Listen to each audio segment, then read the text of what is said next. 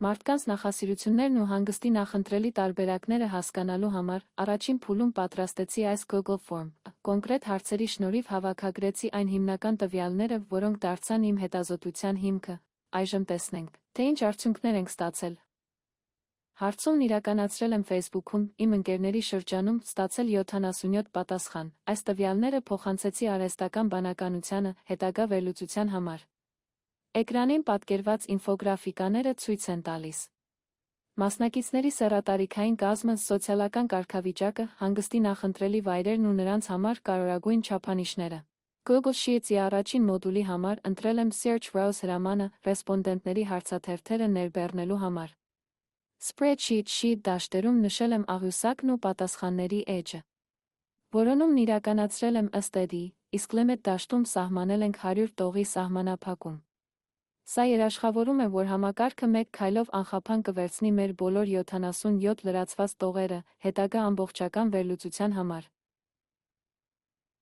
Հաջորդը ընտրել ենք Text Aggregator մոդուլը, բոլոր 77 տողերը մեկ ընդհանուր տեքստում միավորելու համար։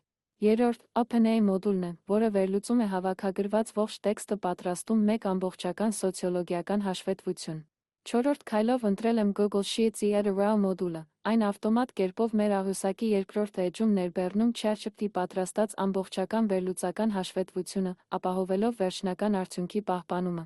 Այժմ էկրանին տեսնում եք Google Sheets-ի թղթապանակները։ Առաջին էջում բոլոր սկզբնական պատասխաններն են, իսկ երկրորդում արհեստական բանականության վերջնական վերլուծությունը։ Ըստ արդյունքների, լսարանը հիմնականում հասուն է, ընտանեկան ունի հոգեբանական հանգստի մեծ կարիք։ Ռեսպոնդենտների հիմնական պահանջը հանգստությունն ու բնությունն են, ինչը դրսևորվում է կամ ծովափնյա հանգստով, կամ լեռնային էկոտուրիզմով, մեկուսացման լռության համար։ Արտագնա տուրիզմը դիտարկվում է որպես մշակութային միջոց, սակայն հարմարավետության, տարիքի ու ֆինանսների պատճառով մրցակցում է տեղական քաղաքամերձ հանգստի հետ։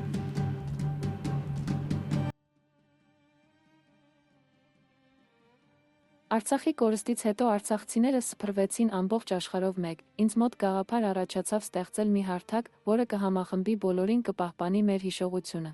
Այսպիսով, Lovable հարթակի միջոցով ես ստեղծեցի Արցախի բակ կայքը, նախագծի հիմքում գլխավոր կարգախոսն է։ Ամեն տուն, հիշված, ամեն հարան, գտնված, էկրանին տեսնում եք ինտերակտիվ քարտեզը, որտեղ ներառված են Արցախի բոլոր շրջանները։ Այս գործիքը թույլ է տալիս օգտատերերին հեշտությամբ գտնել իրենց հարազատ վայրերը, վերականգնել կորցրած կապերն ու պահպանել մեր պատմական հիշողությունը թվային տիրույթում։ Բացի այդ, WordPress հարթակի միջոցով ստեղծել եմ chat-bot, օգտատերերը կարող են կայքում հարցեր ուղղել չաթին, որն էլ, օգտագործելով կայքի ամբողջ բովանդակությունը, ակնթարթորեն կպատասխանի դրանց։ Կայքում ակտիվ գործում է նավորոնման համակարգը, որտեղ կարելի է փնտրել ինչպես ըստ անվանական տվյալների, այնպես էլ ըստ հասցեի։ Օրինակ, որոնման դաշտում մուտքագրելով նունը անունը, համակարգը գտնում է համապատասխան պատմությունը։ Բացելով այն, տեսնում ենք, թե ինչպես է նունեն գրել իր հուշերի մասին, նշել, թե որտեղ է ապրել, հրապարակել իր լուսանկարը։ Մեր հարթակը բաց է բոլորի համար։ Օգտատերերը կարող են այցելել կայք, կիսվել իրենց պատմություններով, լրացնելով հետյալ դաշտերը։ Նրանք ընտրում են պատմության կատեգորիան ու ժամանակահատվածը, լրացնում իրենց անուն, ազգանունը, նշում ներկայիս բնակության վայրը, շարադրում իրենց հուշերը, կարող են գցել լուսանկար, տեսանյութ, աուդիոֆայլ։ Հիմա դուք տեսնում եք էկրանին Admin Dashboard, որը հասանելի է միայն ինձ։ Օգտատերերի պատմությունները, նախքան կայքում հայտնվելը, գալիս են ադմինիստրատորին։ Ես մանրամասն ուսումնասիրում եմ բովանդակությունը, միայն իմ հաստատումից հետո է պատմությունը հրապարակվում։ Եթե նյութը չի համապատասխանում բարոյական որոշակի սկզբունքներին, այն կարող է մերժվել։ Նախագծի մասին առավել մանրամասն կարող եք ծանոթանալ նախագծի մասին բաժնում, իսկ ադմինիստրատորի հետ կապ հաստատելու համար կայքում հասանելի են ինչպես էլեկտրոնային փոստը, այնպես էլ Viber, WhatsApp հավելված։